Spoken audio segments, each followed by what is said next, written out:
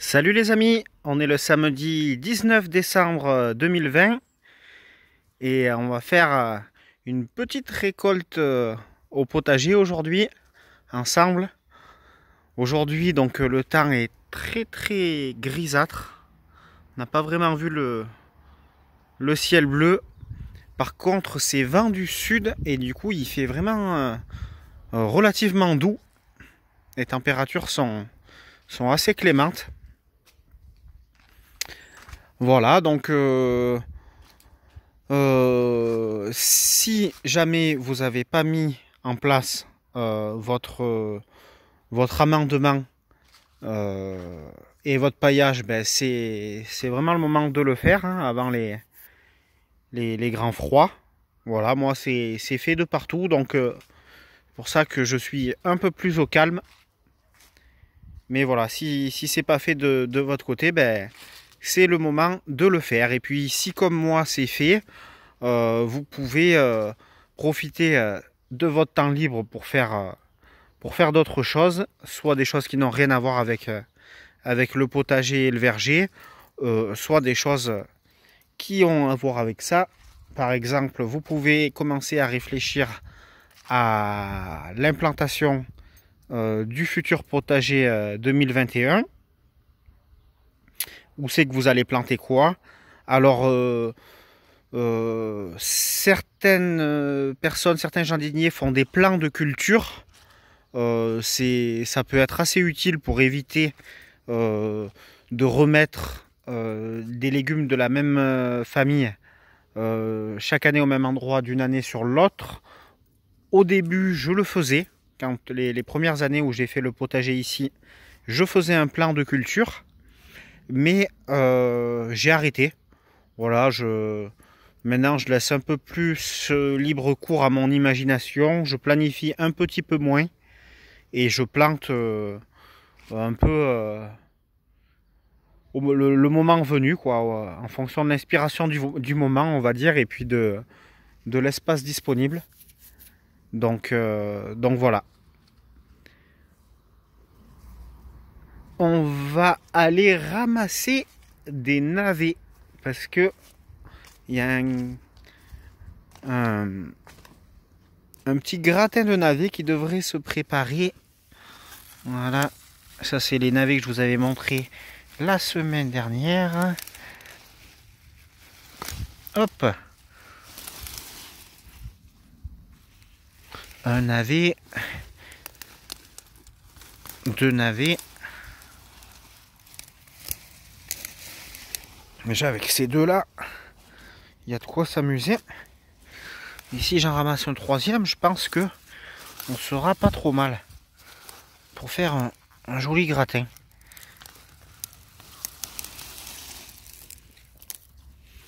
Voilà, je pense que là déjà, peut-être pas besoin de ramasser beaucoup plus parce que après faut, ça fait du lourd là. Là ça fait du lourd. Oh, c'est la première fois que j'ai des navets aussi gros. Après, qu'est-ce qu'on pourrait ramasser? Ben, j'ai prévu de ramasser les choux-fleurs parce que bon, ils ont atteint une taille respectable. Et puis, il commence à s'abîmer un peu lui, donc je pense que c'est le moment. Vous voyez là, c'est un petit peu, c'est pas du pourrissement, mais on s'en rapproche quoi. Voilà, donc le chou-fleur, moi je vais consommer la pomme. Mais du coup, ça, et ben ça c'est une belle richesse aussi. Donc soit je peux le laisser au sol par exemple ici. Et ça va aller renourrir le sol. Ou alors je peux faire encore différemment. Je peux donner aux poules. Et donc les poules vont s'en régaler. Parce qu'elles n'ont pas de verdure dans le poulailler. Les poules vont s'en régaler. Et quand elles feront caca, je pourrai réutiliser le caca des poules pour fertiliser les légumes. Et la boucle est bouclée.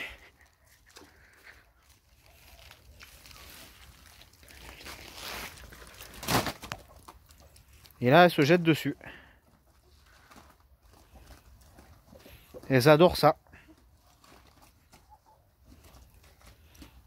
Ça va donner un bon goût aux œufs.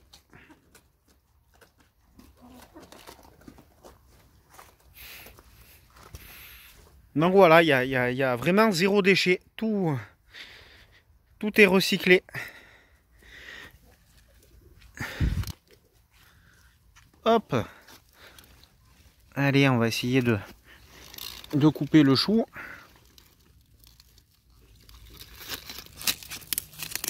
Le chou-fleur. Est-ce que je vais y arriver à une main? Oui.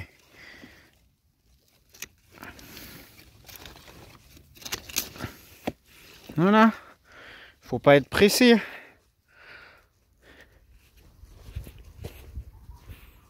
Hop. On le met là. Avec les navets.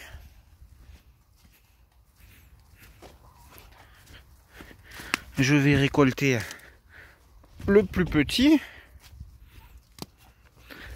Hop, je dégage un peu la base.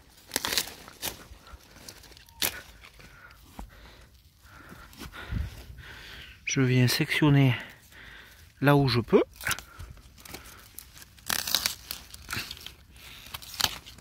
Et voilà. Petit chou-fleur.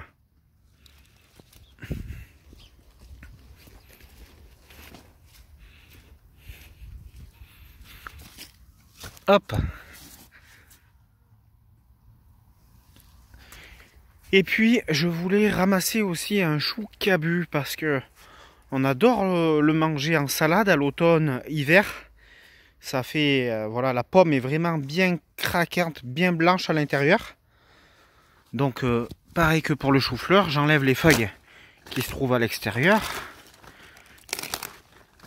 Comme ceci.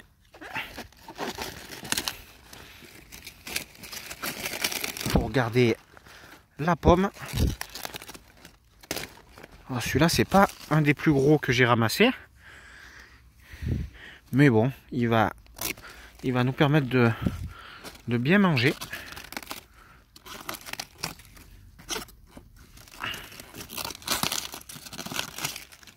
Voilà, tout ça, ça va partir aux poules. Enfin, cette partie-là, ça va partir aux poules. Par contre, cette partie-là, ça va pas partir aux poules. Mais ça va aller dans notre assiette. Donc nous, on adore le manger en salade, accompagné de noix que j'ai glanées. Et donc voilà les amis, la petite récolte du jour, ça va nous faire à manger pour un certain nombre de repas et on va bien se régaler. Voilà, je voulais vous montrer également, donc vous savez, je vous avais parlé du projet que j'avais là de faire un brise-vue nourricier à cet endroit-là, ici là. Mais du coup, j'ai changé peut-être un peu d'avis parce que je me dis que ça sera à l'ombre de la haie, à l'ombre du gros mûrier platane, même si je vais le tailler celui-ci bientôt. Donc, je me disais que c'était pas forcément des conditions idéales pour que le raisin arrive à maturité parce que j'avais prévu de planter de la vigne. Donc, j'ai changé un peu d'idée et certainement ce que je vais faire une haie morte. Donc une haie morte, ça consiste, je suis déjà allé fabriquer des poteaux, enfin je suis allé les couper, maintenant il va falloir que je les fabrique un peu, mais bon voilà. Donc de planter des poteaux sur la partie où je veux faire la haie, et donc mettre par exemple 30 cm d'écart entre chaque rangée de poteaux, et au milieu des rangées de poteaux, venir y mettre à l'intérieur toutes les branches que j'aurais taillées du mûrier platane. Et donc ça me fera un tas de bois qui sera, on va dire, disposé d'une certaine manière, à créer une haie de bois. Donc ça remplira plusieurs objectifs. L'objectif premier, c'est de faire un petit brise-vue ici. Et les autres objectifs sont en termes de biodiversité, puisque n'importe quel tas de bois que vous avez dans votre terrain, comme par exemple celui-ci là, n'importe quel tas de bois, ça va être un refuge pour la biodiversité, pour tous les petits animaux, les petits insectes, les oiseaux. Donc voilà, ça c'est le projet. Donc je suis déjà allé récupérer les poteaux. Et puis il faudra finir de les fabriquer. Ensuite, la dernière chose là que j'ai attaqué, parce que j'en profite d'avoir un petit peu plus de temps, que les légumes me laissent un peu tranquille, c'est donc ici, vous voyez, j'ai taillé la haie de cyprès qui était mort, qui était à cet endroit là. Et donc vous voyez le gros tas de branches ici. Donc il faudra que j'évacue. Et puis ensuite que je dessouche les troncs que vous voyez là-bas au fond. Tout ça, il faudra que je les dessouche. Et une fois que j'aurai fait place nette, je pourrai m'attaquer à la construction de la structure pour tutorer les actinidia, pour avoir une production de kiwi.